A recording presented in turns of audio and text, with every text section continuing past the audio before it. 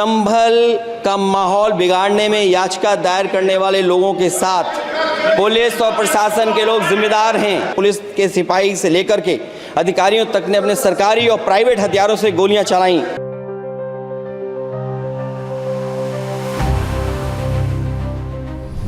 संसद के शीतकालीन सत्र में अखिलेश यादव ने संभल मामले को उठाया। कहा, यह सोची समझी रणनीति थी। भाजपा पर भाईचारा तोड़ने का आरोप लगाया। शाही जामा मस्जिद के खिलाफ सिविल जज के आदेश पर सवाल उठाए। पुलिस प्रशासन पर जिम्मेदारी डालते हुए निलंबन और हत्या का मुकदमा चलाने की मांग की। वेल प्लान्ड हुआ है और वहाँ के भाईचारे को गोली मारने का काम हुआ है। जो घटना हुई है वो सोची समझी साजिश है। वहाँ जो खुदाई की बात लगातार अध्यक्ष महोदय देश में कोने कोने पर भारतीय जनता पार्टी और उनके सहयोगी और समर्थक शुभचिंतक बार बार खुदाई की जो बात कर रहे हैं अध्यक्ष महोदय, ये खुदाई जो है हमारे देश का सौहार्द, हमारे देश का भाईचारा, हमारे देश का गंगा जमनी तहजीब को खो देगा। मैं आपका धन्यवाद इसलिए भी देता हूं कि इस महत्वपूर्ण जो साजिश हुई, और वो साजिश सोची समझी इसलिए मैं बोल रहा हूं। उत्तर प्रदेश का चुनाव था, पहले 13 तारीख को चुनाव होना था और 13 तारीख के चुनाव को उन्होंने बढ़ा करके 20 तारीख कर दिया। और इस जो घटना है मैं आपके सामने पढ़ना चाहता हूं। अध्यक्ष महोदय, ये यात्रा रुकी क्यों नहीं है? यात्रा ले जाओ दूसरी तरफ। अध्यक्ष महोदय, संभल की शाही जामा मस्जिद के खिलाफ 19/11/2024 को सिविल जज सीनियर डिवीजन छंदौसी संभल में एक याचिका डाली गई। कोर्ट ने दूसरे पक्ष को, अध्यक्ष महोदय सुनिए, ये सुनना चाहिए, हम यूं ही नहीं कहते थे। आप तो संक्षिप्त में बोले।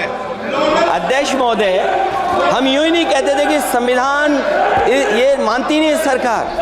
हम यूं ही नहीं कहते थे कि संविधान नहीं मानती। जब प्लेसेस ऑफ वर्शिप एक्ट है, प्लेसेस ऑफ वर्शिप एक्ट है, हम बनते तो बहुत कुछ हैं।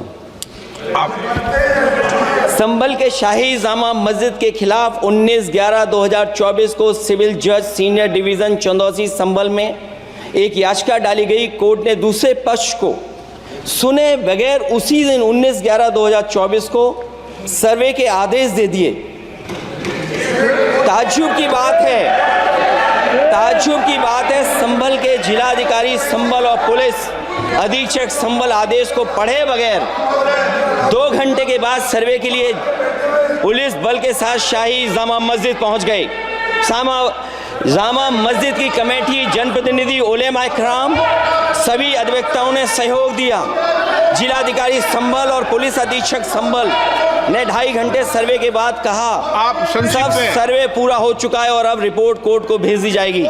लेकिन दिनांक 22/11/2024 फ्राइडे को जुमे की नमाज के लिए लोग नमाज अदा करने के लिए जामा मस्जिद पहुंचे, लेकिन पुलिस प्रशासन ने बैरिकेड लगा दिया ताकि लोग नमाज न पढ़ सकें। उसके बाद भी लोगों ने संयम बरतते हुए नमाज अदा की और किसी प्रकार का विरोध प्रदर्शन नहीं किया। 29/11/2024 को कोर्ट की अगली तारीख तय थी।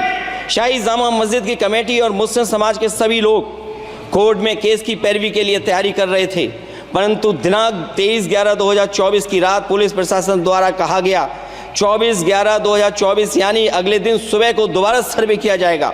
शाही जामा मस्जिद कमेटी और अधिवक्ता ने कहा कि इस सर्वे तो मुकम्मल हो चुका है, अब दूसरे सर्वे की क्या आवश्यकता है? कोर्ट के आदेश का हमने पालन कर दिया। अगर दूसरे सर्वे कराना है तो दोबारा आदेश करवाएं, कोर्ट के आदेश के बाद हम दोबारा सर्वे करा देंगे। लेकिन जिलाधिकारी संभल और पुलिस अधीक्षक संभल ने कोई सुनवाई नहीं की और तानाशाही दिखाते हुए सुबह के वक्त से पहले शाही जामा मस्जिद आ गए। शाही जामा मस्जिद कमेटी और मुस्लिम समाज के लोगों ने फिर भी धैर्य रखा और दोबारा सर्वे के लिए अंदर ले गए। सर्वे के दौरान करीब 1.5 घंटा बाद जब जनता को सूचना मिली तो वो इकट्ठा होना शुरू हो गए। लोगों ने सर्वे का कारण जानना चाहा तो सर्किल ऑफिसर ने उनके साथ गाली गलौज की और लाठीचार्ज करवाकर बुरी तरह जख्मी कर दिया।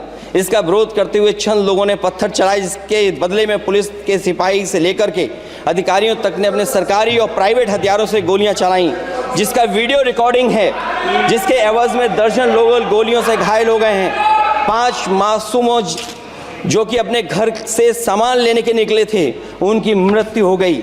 संभल का माहौल बिगाड़ने में